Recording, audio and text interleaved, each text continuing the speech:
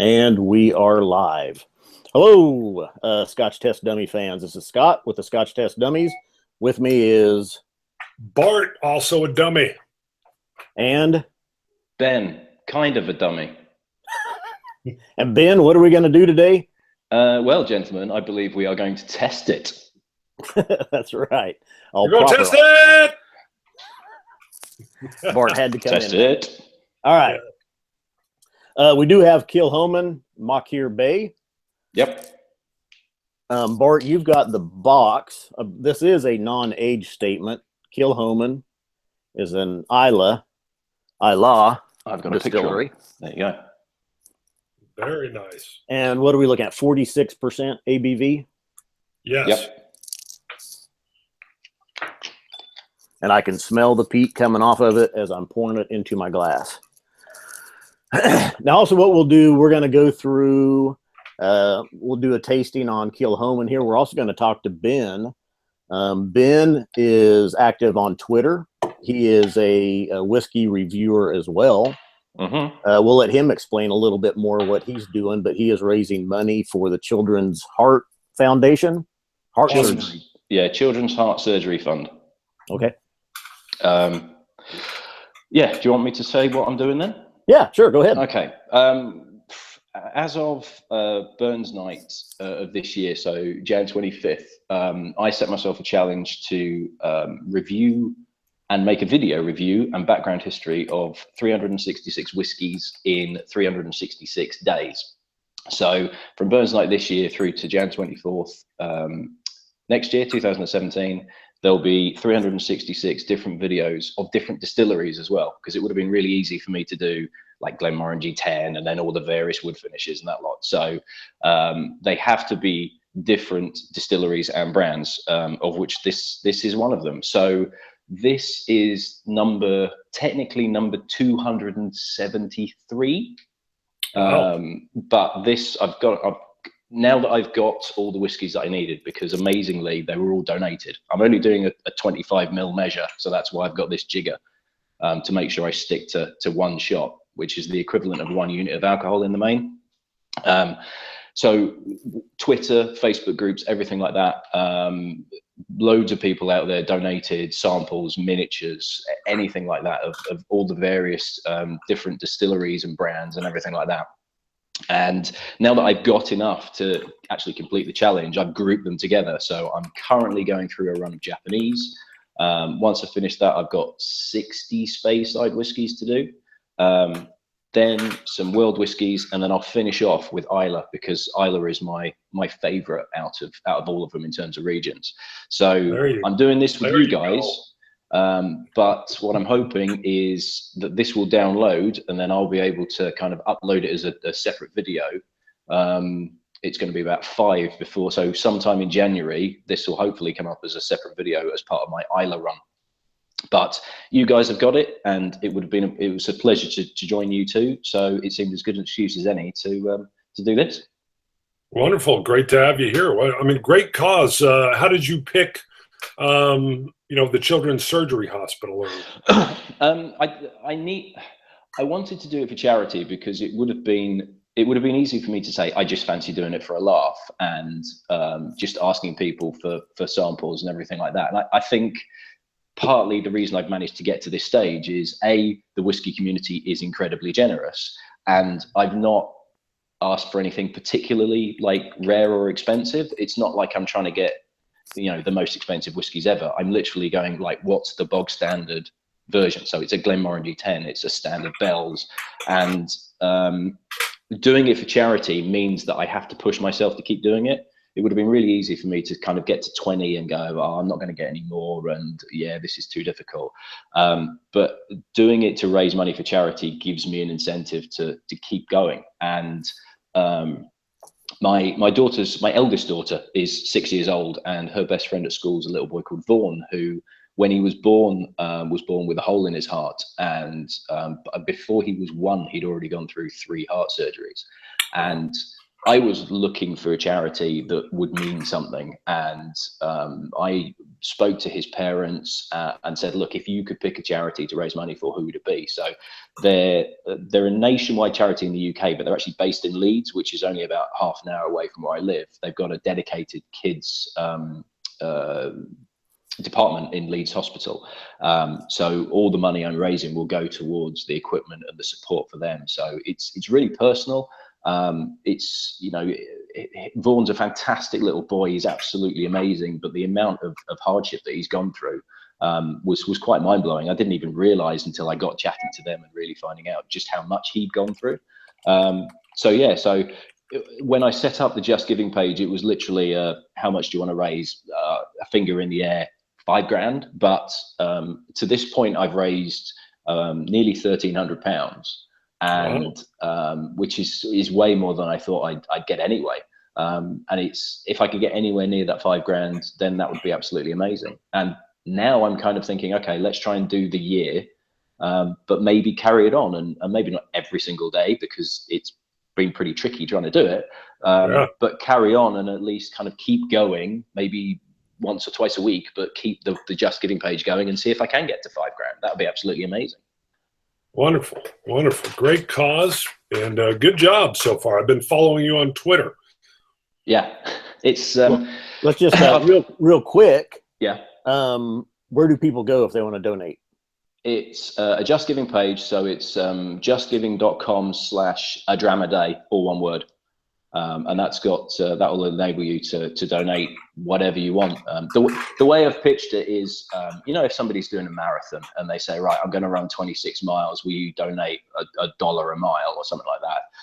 I've basically pitched it as in 10 pence a dram is £36.60 for a year's worth of my work, which doesn't seem like a lot, but if I can get maybe 100 people to donate that amount, that's £3,500 down. So you know, it's just pitching it that way. Okay, cool. Well, let's just start off. We'll do it right now. justgiving.com/a-dram-a-day. Yep. And the Dummies just donated $50. You are a pair of gentlemen. Very much appreciated. We'll challenge everybody that's watching to go. We're getting some comments in. Stephanie Straw has already asked about where to go and how people can help, but we'll challenge people to even give $5, $1. Anything, anything, everything helps, and because it's a Just Giving page, it all goes straight to them. And there's things where I think if you're in the UK and you donate, you can actually do something called gift aid, where they get the tax on top as well, and all sorts of stuff. So yeah, it's been fantastic so far, and to raise the amount that I have done is already mind-blowing, and it just keeps trickling through. It's amazing. Wonderful, wonderful. And thanks, Stephanie Straw. She's a hardcore board gamer as well as a whiskey gal. Thank you, Stephanie. Board gamer. God, I thought you said something different there. No, board gamer. Now, real quick, let's just hit on this, Ben, because I know one of our Twitter followers and YouTube followers, and he's local with us as well, but Lewis Wells had challenged us to mention Old Granddad 114. Absolutely. And he said if we mention that during this review, now the review is Kilchoman, Machir Bay, but he said he would donate $10 for every time that we said Old Granddad 114. Every time. Old Granddad 114. Yeah, Old Granddad 114. Did you just say Old Granddad 114? See, there's 5 times already. Right. I've got a horrible connection. Was that Old Granddad 114? 6. Yes. Possibly. Was it Old Granddad 114, yeah? 7. Old Granddad 114. Lewis is a big fan of Old Granddad. In fact, he paid for us to test Old Granddad bottled in bond, which we did. And Bart's daughter came in and put some makeup on us, made us look like old granddads. Now, clarification, he didn't pay us to test it. He purchased the bottle because he wanted to move it to the front of the line. Yeah. Yes. Well, I did the 114, and it surprised the hell out of me because it was so much better than I thought it was going to be. We bought a bottle. We go to Florida quite often on holiday, and we picked up a bottle of the bog standard Old Grandad a few years ago for my wife's dad, who drinks whiskey like a fish, and we just sort of saw it on the shelf. It was about $15, and it was like, oh yeah, we'll get him that as a jokey present. And I don't think it touched the sides of his throat on the way down, so I never got to try it. But the 114 I got a sample of, and I was amazed. It's absolutely fantastic. Really? We haven't had it yet. Oh, you get hold of it, man. It's really, really good stuff, and good for the money as well. Very cool. People are even commenting right now, old granddad 114. So there's two more.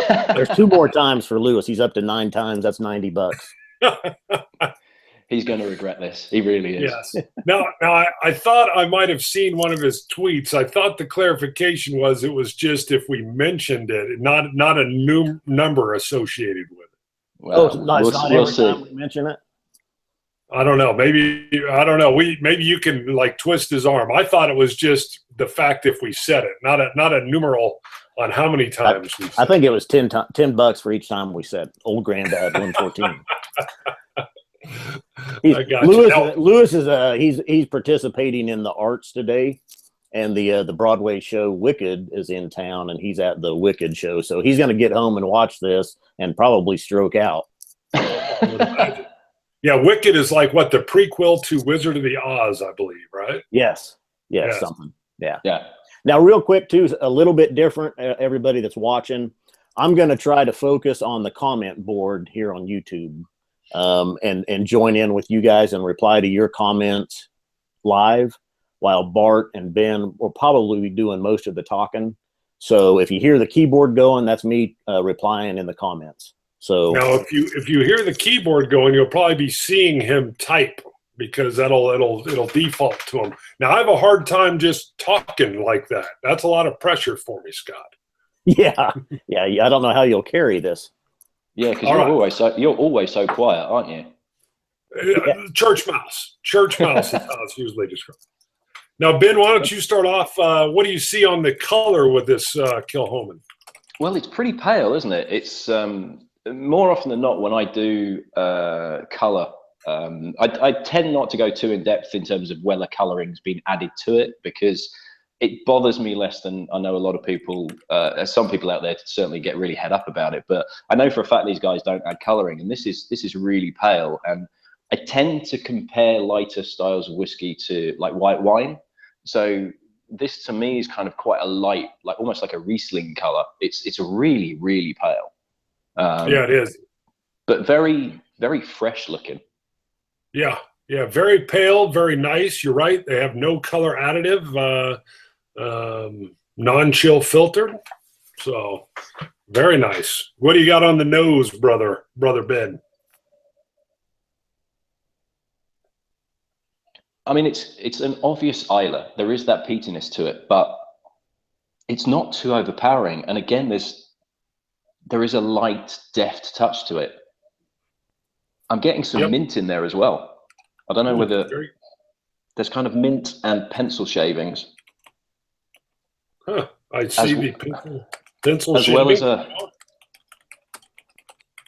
see, the peatiness is there, but it's not too overpowering. It's really light and delicate, but it's not a sweet peat either. It's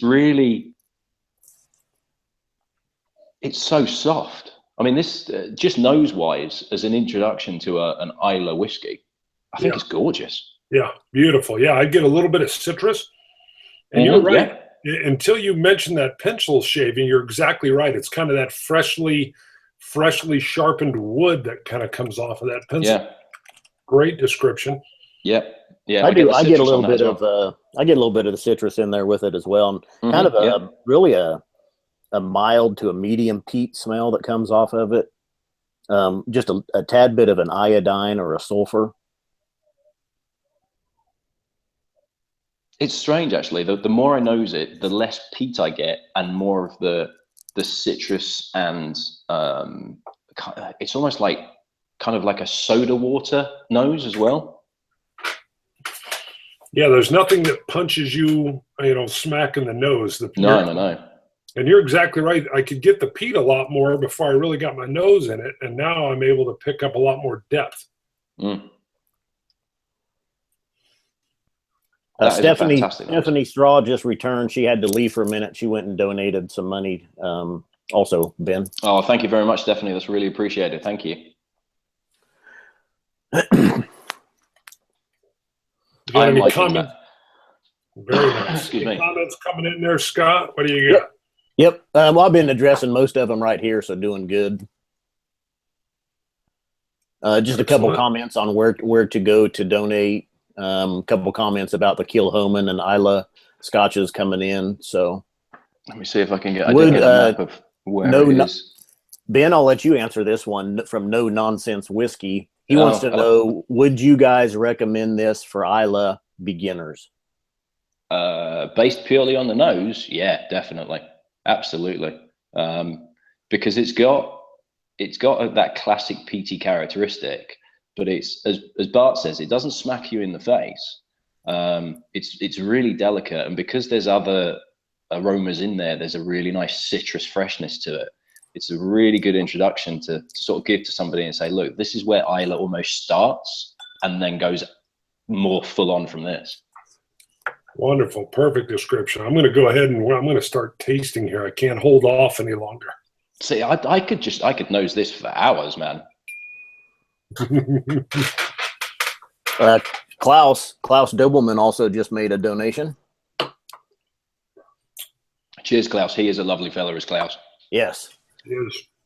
We've been following him, and he's been following us for a while, and been commenting to our YouTube videos. So, which we just had our 3rd anniversary. So really, yep. I didn't realize you guys have been going that long. That's fantastic. Well done, guys. Happy birthday. Well, we were pretty unknown for the first 2.5 years.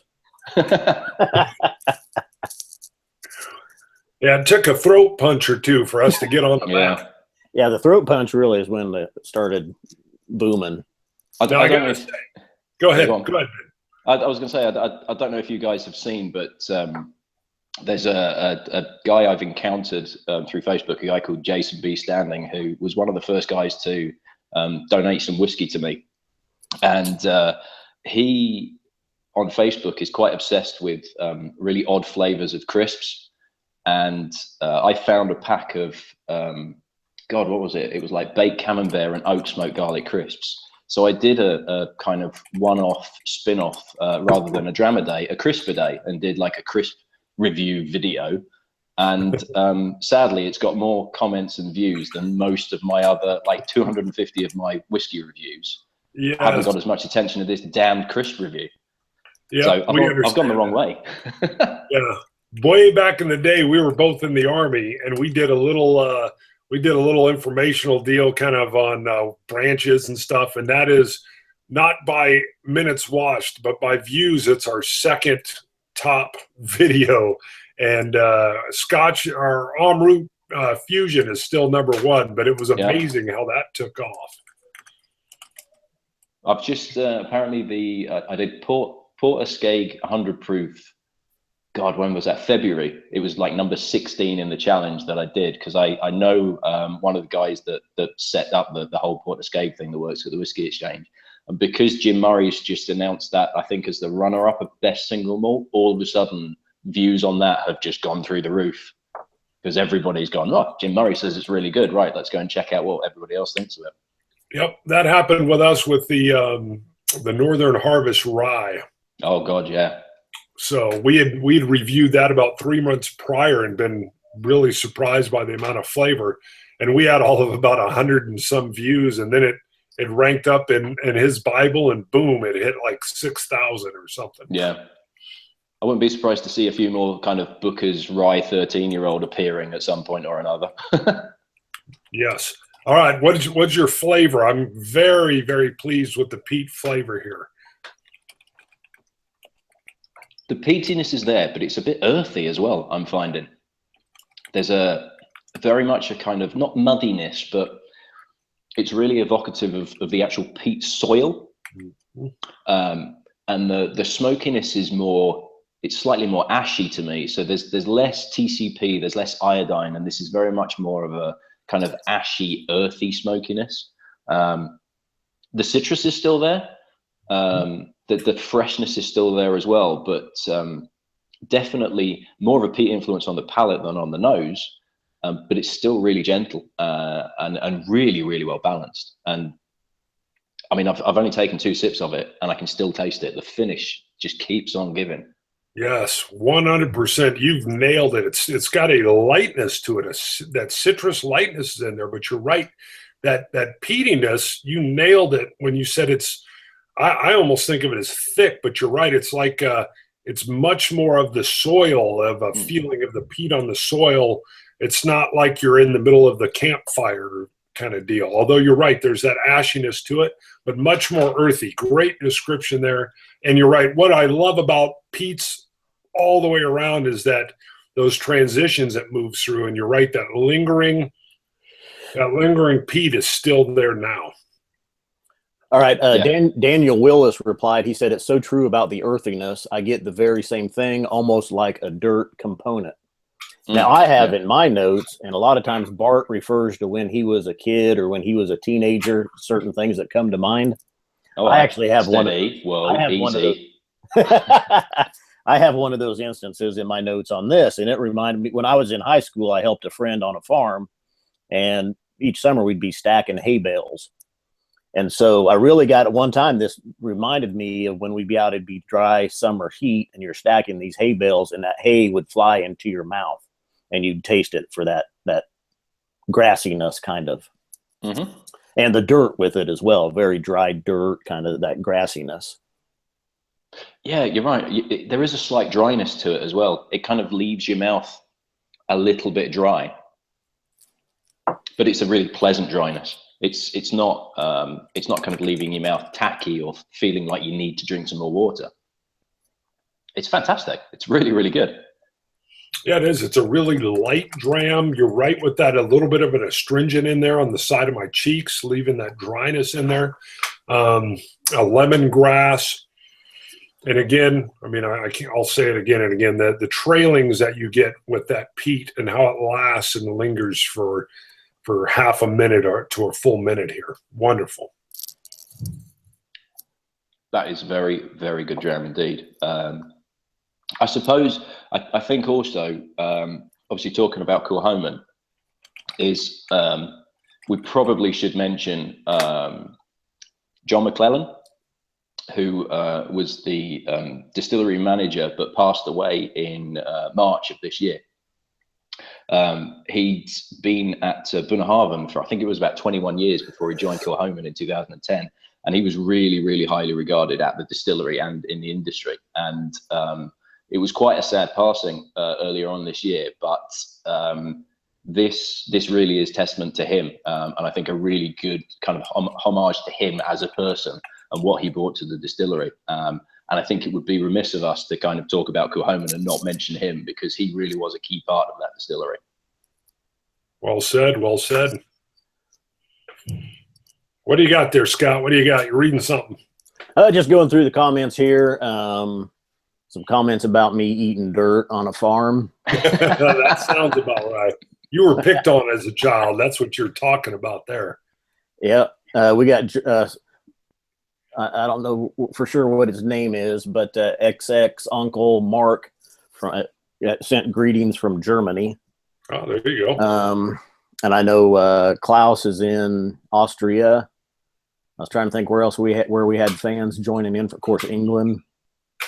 We got any? Now, Ben, we didn't talk about. What I wanted real quick is I got with Ben last weekend or so, a week ago, to make sure we had to see how the connection was and see how we were doing. And what I love about technology is just this: we are in Wichita, Kansas.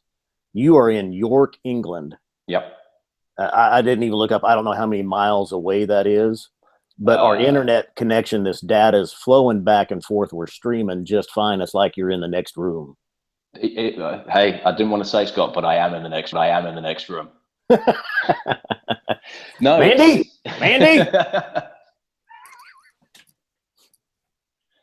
Yeah, it's amazing. And I kind of like you swines beat me to it, because I had thought previously about maybe kind of doing joint tastings and things as my challenge progressed, as I got later on in the year, just to kind of, this is where I do my tastings, in my kitchen. And I put the kids to bed. My wife's now dealing with our new baby, who's 11 days old now, and once I've got the kids to bed, I'm down here, and I'll do, normally it's not one dram every single day. I'll normally do 2 and then give myself a night off, but I'll upload 1 every single day, and it's great fun. I love it. I love doing the research. I love finding out about the distilleries and the history and the people involved, but it gets a little bit lonely, kind of like just plugging away doing this on my own. So I thought, well, okay, let's try and get some more people involved and do things like this. So, you know, now that I know the technology works, I signed up to fiber broadband about, what were we looking at, 3 months ago. And it's made a world of difference, because a video on average is about 10 to 15 minutes. And it was taking me 2.5, 3 hours to upload the damn thing. It just took forever. Whereas now it's 10 minutes, bang, and it's up, and it's fantastic. And if it means that I can do things like this, where it's not going to be really choppy video and people can watch it, then, you know, technology is a wonderful thing. Oh yeah, you're coming in great too. You're coming in perfectly. Now, you're not looking too shabby yourself, man. Thank you. I had figured there would just be a lag of some sort. I mean, this signal traveling that far, broadband signal of video with audio, I figured there'd be some, at least a half of a second to a second. Maybe it'll show up on the video right here live on my computer with you guys. There isn't any lag at all. So, right. But you're kind of, you know, you're kind of behind the curve with technology. I'm about to win that bet with you in the autonomous car. Yeah, we'll see how that goes. Yes. We have a bet. Couple of years ago, actually probably about 3 years ago, me and Bart bet a $100 bottle of Scotch. Bart believes that a fully autonomous vehicle will be available by the year 2020 for under $50,000.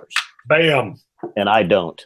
That's a good shout. That is a good call. But they are coming out. They are progressing a lot quicker than I thought they would. But I still don't think you're going to be able to get one by 2020 for under 50 grand. All they need to do is figure out how to stop it crashing into the back of trucks, and you'll be fine. So yeah, and that's a minor detail. So yeah, I think that's a good shout. But I think you're definitely looking at one there. You bet. Well, you know, Scott, he's still amazed that his iPhone is as fast as his PC from 2001. Still thinks there's little goblins inside. Yeah, he's actually way more tech savvy than me. So I'll go out on the limb and predict things. I need an autonomous vehicle because by the time I'm 70, I want to get into a car and tell it where to take me. And it doesn't matter if I got glaucoma or what's going on. I want it taking me where I need to go. Yeah, my wife's got one of those. She just tells me where to go. Now, hold on. I like your shirt. We commented about your shirt. So tell the fans what you're wearing there. I love this. This is Han and Chewie's Smuggler's Whiskey. It was actually a present from my mum and dad, believe it or not. They I'd seen it online and mentioned it. I've got a Han and Chewie and Boba Fett. Oh God, was it Mandalorian whiskey? Oh yeah. But yeah, it was one of those where I saw it online and went, oh man, I have to have one of them. All right, now perfect. So what's your favorite Star Wars character? Is it Han? Is it Fett? Who is it? See, you got to excuse me. I've got to pick one. That is a tricky one, actually. Do you know what? I've kind of got a soft spot for Jawas. Really? Yeah, just because they're funny as anything. BB-8 was amazing. I mean, BB-8 as a character, I loved him instantly. And because I'll be honest, I was not sure about Force Awakens when they first did the first trailer. I'd been burnt heavily by the prequels, and the trailer came out, and I thought, nah, I'm not sure about this, but I'm so glad it's as good as it was. Yeah, people say it's a rip-off of Episode 4, but you know what? Episode 4 is fantastic. So if they just do carbon copies of 4, 5, and 6 again, I'm happy with that. Yeah, I love that answer. Empire Strikes Back was phenomenal. Mm-hmm. Real quick, Ben. Dan asks how the baby is doing. The baby is doing very well indeed. I think he's already coming to terms with the fact that he's got 2 older sisters, and therefore he's just kind of keeping quiet and not really doing much. But yeah, he's doing well. Mum is doing absolutely fantastic. I don't know how she does it. I'm basically dealing with the other 2 who are driving me absolutely nuts. But yeah, at the moment things are going really, really well. So, but thank you for asking. I've lost a few comments here. I know there was, and I'm pretty sure that was Dan, but I lost that one. Oh no, that was Dan. There's there.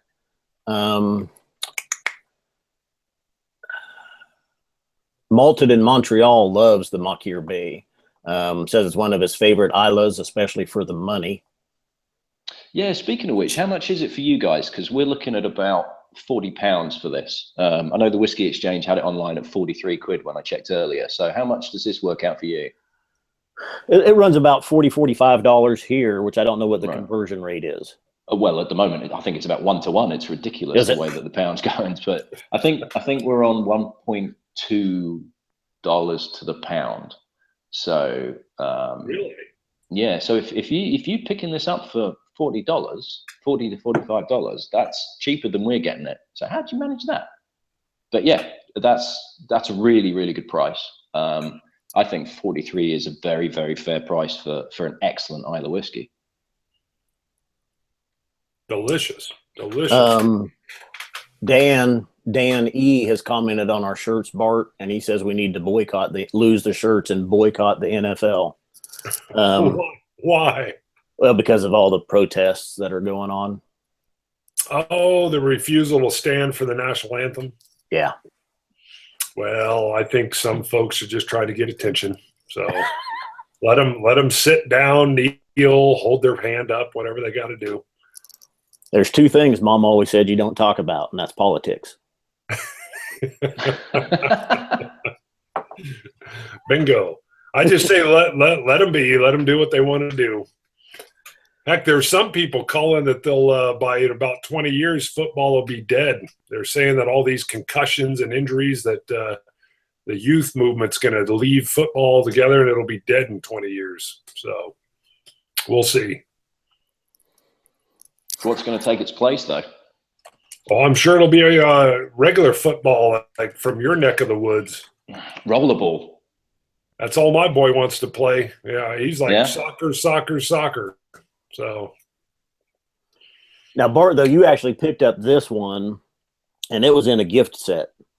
You got this with 2. Was it 2 Glencairns or 2? They weren't Glencairns, but it was 2 glasses.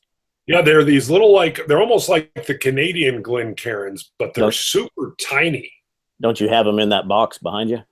No, I broke them out of that box and have been using them, but they're real dainty. It's like you got to throw your pinky out when you're using them. So we can't have that. That's the proper way, I think you'll find, as a gentleman. Yes, you got to wiggle it out there. Get that pinky out, Bart. Yeah, get that pinky out. Thank you. They're very small. Here we go. So, I'm digging the Kilchoman Machir Bay. It is definitely up there with one of my favorite Islas. I think it's glorious. It's really, really good. And to be honest, this is the first Kilchoman I've ever had. So I am very, very excited to go and find out about some of the others as well. All right, now Bruno, go ahead, Bart. You will not be surprised by this. One of my other box sets had the miniature glasses. These have full Glencairns that are currently in, brother. Oh, there you go. See, here we go. So, yeah, once again, I've displayed I know not what I say because it's got the little logo on it here, and it is a full Glencairn. I started thinking, was that one of my – I think it was my Aaron that had those little tiny glasses in it, that other set. Now, what happened with this, too, was you had bought this back at last Christmas time, and then on Twitter, and I think it was Lewis sometime back, he had mentioned Kilchoman Machir Bay and had even sent a picture of the bottle. And you were like, oh, where's that from? Oh, it's an Islay. Oh, you're like, oh, that looks great. We're going to have to find it. And I tweeted you or I texted you and I said, Bart, you got that on your shelf. And you're like, no, I don't. No, I don't. I go, yeah, you do. It was a gift set you got at Christmas time. I'm going to call it, it's like rock star living, but it's whiskey. We've just got such a wonderful world going on here that I can't even keep track of all the different whiskey we got, brother. Maybe that's not fully true, but I'm claiming it. Some people would say that's a problem. Oh, yeah. I know my wife every once in a while is like, wow, you got more? I'm like, oh, yeah, I got more. Yeah, that's not the reaction that she wants to hear either. You're not supposed to say, yeah, I got more. Yeah, well, she's got one of the best quotes I've ever heard, though. She said, hey, whenever you go get expensive whiskey, make sure you buy me some cheap wine. And I said, I love you, dear. That's the right response. Hey, real quick, let's go back. For those that have joined since the beginning of the show, Ben Bowers is with us. On Twitter, his user handle is @ADramAday. Mm-hmm. Ben has started a charity fund or raising money for charity. Why don't you go back and just address that real quick again, Ben, for those that have joined us since the beginning of the show.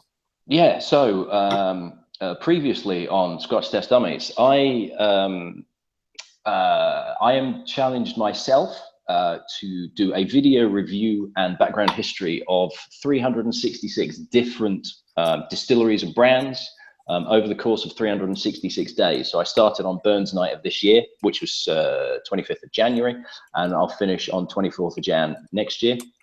And the aim is to raise, ideally, £5,000 for the Children's Heart Surgery Fund, which is a UK-based charity based out of Yorkshire, who help children and their families who are enduring congenital heart defects. So it was inspired by my 6-year-old daughter's best friend at school, a little boy called Vaughan, who was born with a hole in his heart and has had multiple heart surgeries and will need another one. He'll need a full valve replacement when he's basically big and strong enough.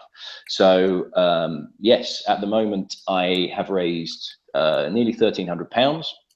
I am on dram number 273 of 366. So I'll actually hit the 3/4 mark on Tuesday. 275 is the 3/4 point. And every quarter I've been doing a quarterly review subsequently as a separate video. Just kind of, I've realized that I did it wrong after Jim Murray's awards came out. I'd been saying like the best Scotch that I'd had and the best world whiskey and things like that. And I shouldn't really be saying the best. I should be saying my favorite, because my tastes are different to everybody else. So I've tried to keep all the videos as objective as possible to try and kind of say, okay, I like this or I don't like this, but you might, because these are the flavors that I'm getting out of it that I don't like, but some people might. So I have a Just Giving page, which is justgiving.com/ADramAday, all one word, which would be fantastic if you could donate to, and have a look at my videos. The videos are more kind of beginner's guide to each distillery and brand, because the stuff I find interesting is kind of where the distillery is and when it was set up, and kind of quirky little things about it that kind of like, oh, I didn't know that, or actually that's quite interesting. And that's the sort of stuff that I try and share. So it's a 10-15 minute video, most of which is me talking about the distillery and giving a bit of history, and then doing a tasting of preferably the standard version to kind of say, okay, this is what the entry level is like and this is where the whiskey goes. But it's become less about what I think, because I don't feel I can influence what you should be trying or feeling or tasting, but hopefully helping you kind of get an idea. Okay, will I like this? Okay, I'll give it a go. Maybe I'll steer clear of that one, but I'll go and try that one. So that's really where I'm at the moment. But yeah, that's the real reason behind it, is to raise money for the charity. Now, when we started the video, when we were talking, the Scotch Test Dummies donated $50, and we were challenge everybody that watches to go and donate, even if it's $1. Help Ben out with raising money for the Children's Heart Surgery Fund. So, wonderful. If you can, that would be fantastic. I can already see some emails pinging through saying you've had donations, so it's all very, very much appreciated. Thank you very much, everybody. Good. How about scoring it? You want to score it, Bart? Oh boy. Sure. You ready for me to throw a number now? Do it. 91, brother, on my Wow. scale, which I like, but I lean peaty. Yeah. And again, very subjective for us. Just like Ben said, I'm never saying, hey, this is, we're not, God knows we're the dummies. But if you follow my palate, then which we've had some people do, they'll say, hey, I don't like Bart's palate. I like Scott's palate. So if you're a fan of what I talk about or what I like, you will definitely like this. The peat is as I said before, it's not a punch in the face, not a punch in the nose. The nose is delicious, and the peat is a little earthy. Now, Scott, I thought you might even pull out, because of the type of peat. I was curious what you thought about it, because when you tried an Irish peat, you mentioned that it had a burnt hair. Are you getting anything that you don't like on this one from the peated side? I know you're usually a little more critical.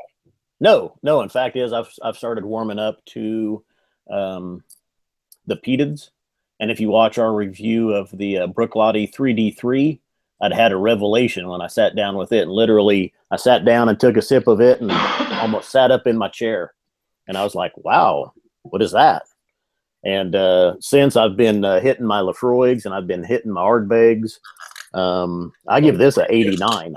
No, really? Yeah, keep talking like that. Say some more.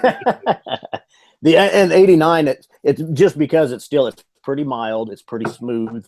There's nothing really, jump out and grab you with it. So the mildness, the smoothness, the sweetness to it, 89. Now, Ben, how do you come in on this? I know you may not give a number score, and the numbers can almost be meaningless even for those watching us. Yeah, I tend not to score when I'm doing like my reviews and things like that. But I think it's a really good, and Vin, who does No Nonsense Whiskey, touched on it with this question about, is this a good introduction to Islay? And I think it's a fantastic introduction to Islay whiskey. It's got the peatiness that you'd be looking for as a kind of indication of what Islay whiskey's like. But it's light, it's delicate. There's a really nice freshness to it, and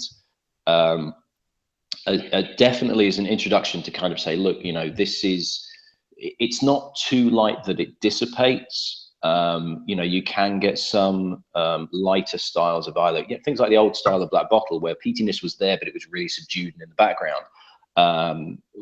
This has a little bit more oomph to it, but it's still not overpowering. There is this lovely kind of citrusy, minty freshness to it as well. That gives it an extra dimension that totally separates it from other Islay whiskies.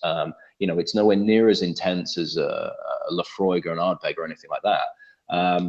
I think it's really, really good. Again, if you don't like peated whiskey, it's probably unlikely that you're going to like this anyway, because it does have some peaty intensity to it. But if you like peaty whiskies, you like smokiness, but Lafroig and Ardbeg is just too full on, this is going to fit the bill.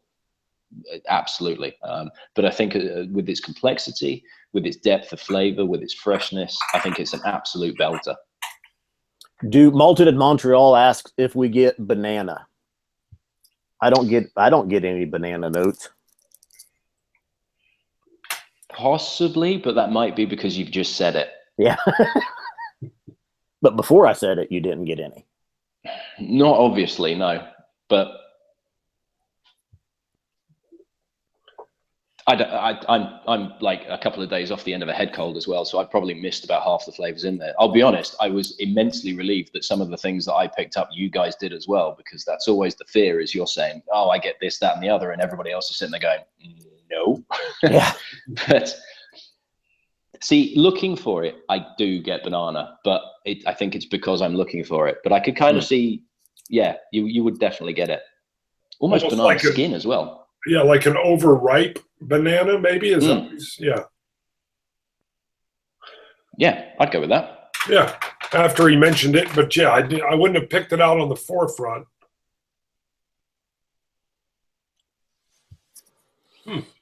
No Nonsense Whiskey. He says he had an Ardbeg a few years ago, and he's put off Islays since.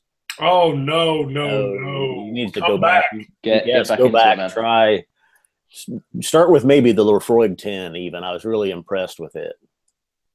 I used to manage a whiskey shop in York for a few years, and genuinely had somebody come in with a bottle of Lafroig 10-year-old just after Christmas, and in fact, I think it wasn't the guy, it was his wife came in and said, "My husband got this as a Christmas present, and I'm afraid it's off. Can I have another bottle?" To which we had to explain that actually, ma'am, Lafroig 10 does smell and taste like that. But they'd never encountered it before. They had no idea that actually that's what that type of whiskey tastes like. We sorted them out with something, but it was a real kind of like, wow, that's a first, but I can kind of see where they're coming from. Because if you've never had that before, Jesus, that is going to blow you away. Yeah, my very first tasting, there wasn't a Lafroig there, but there was an Ardbeg, and it was just too strong for me. It was overpowering, and I was like, wow, you're kidding. But I really like the Talisker 10-year with a little bit of that brine and that smoke, and I love the Cragganmore. But it was amazing as my palate transitioned as I spent more time with a lot of different drams. It was just awesome. One of the best all-time whiskies I've ever had is an Ardbeg 1977, and that was that was like my epiphany whiskey, where I tasted it and I couldn't believe that this liquid in a glass could have so much depth and complexity, and just went on for hours and hours.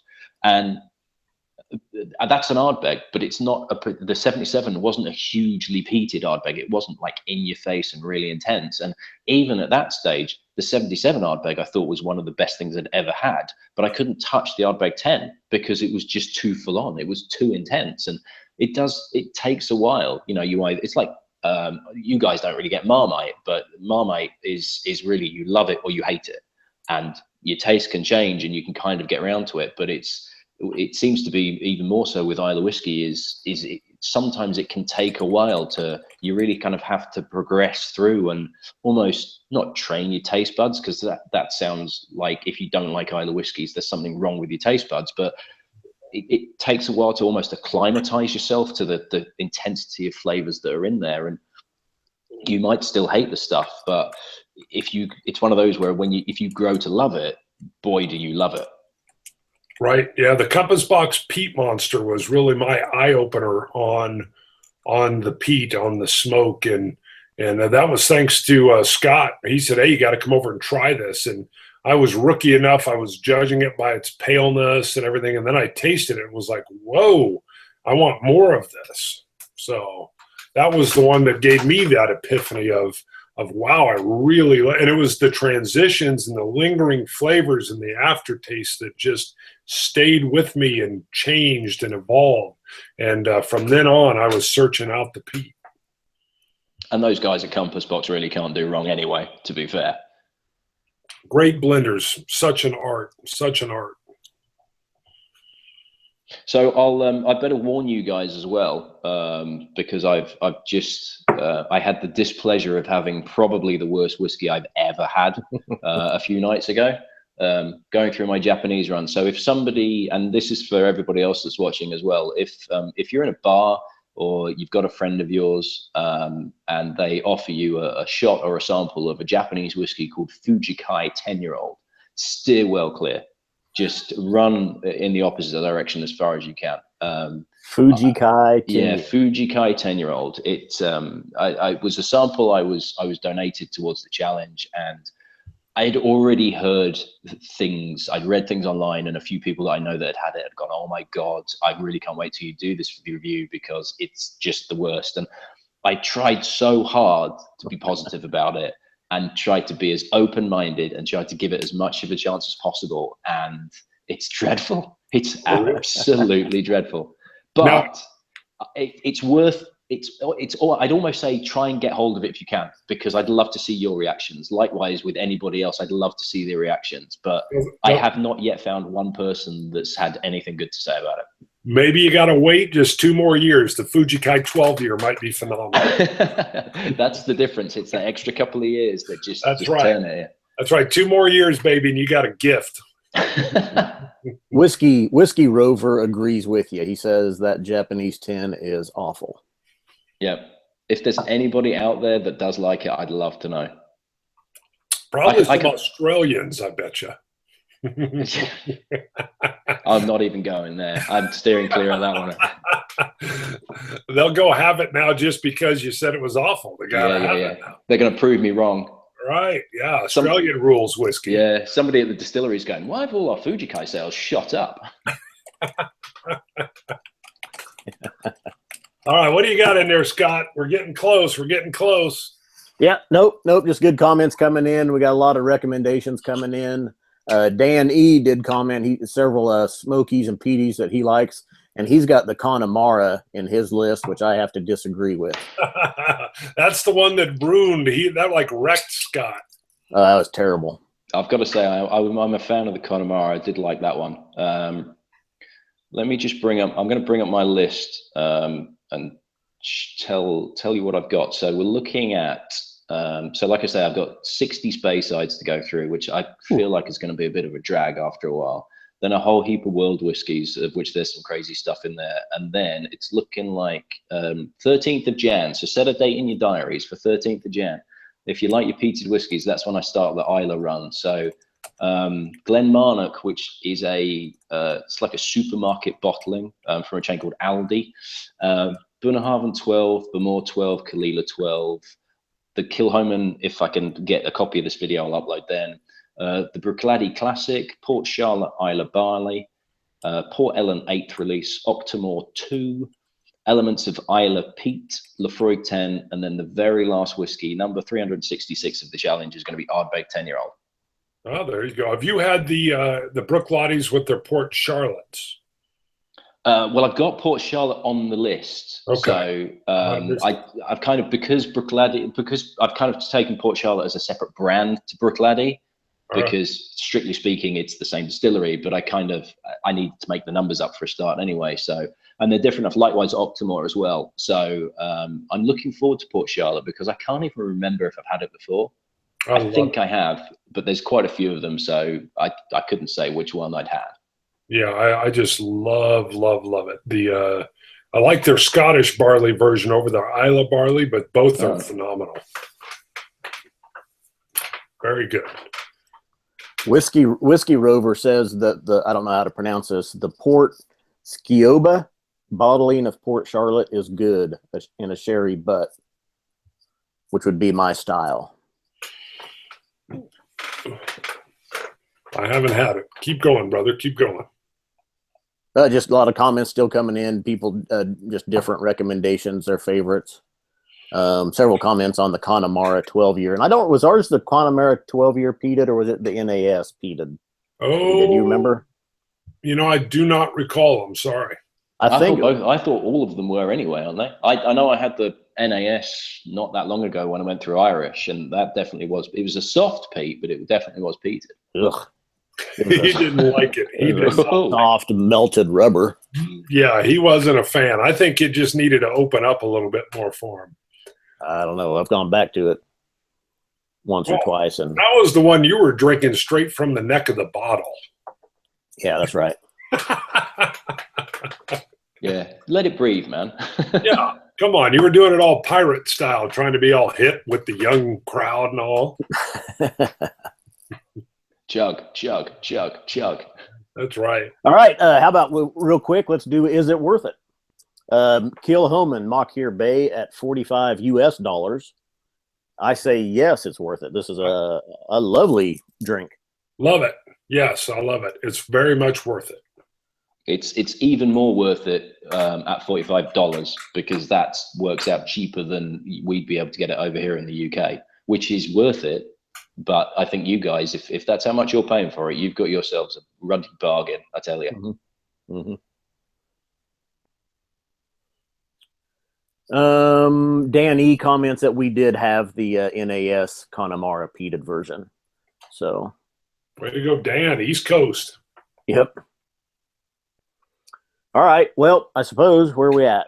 Oh, coming up on our hour mark. So I suppose, Ben, you have anything else you want to add? No thoughts to Ben. Touch on your site real quick again. Where to donate? Yes. If you wanted to donate, it's www.justgiving.com/ Adram a day, which is all one word. And if you can donate anything towards the challenge, that would be really much appreciated to get me towards my £5,000 goal. And if there's, you know, the videos are all up on my YouTube channel, which is youtube.com, adramaday366, because for some reason it wouldn't let me do Adramaday. They're all on there. They'll be up every single day. When I finished with you guys, I've just remembered I need to upload to days, so I need to get cracking on that. And yeah, it's going through till 24th of Jan next year. I'm hoping to do maybe a little final bash on the last weekend, to do maybe some live videos with people that have helped me out over the last year. But yes, it's been an absolute pleasure, gentlemen, joining you. Thanks for inviting me, and it's been great fun. Yeah, we appreciate you joining us. Yeah, thank you very much, Ben. Great to meet you. Not a problem. Yep. Hold on the line, Ben. We're going to stop the broadcast now. Thanks to everybody that tuned in. And we'll see. We're looking at probably 2 weeks away will be our next live stream. Time is unknown, but we should have Scotch Trooper on the air with us. Ooh. And Balvenie 16-year triple cask. Ooh. All right. Bart, you gonna sign off? Scotch it, you Scotch gods. Cilantro, dummies.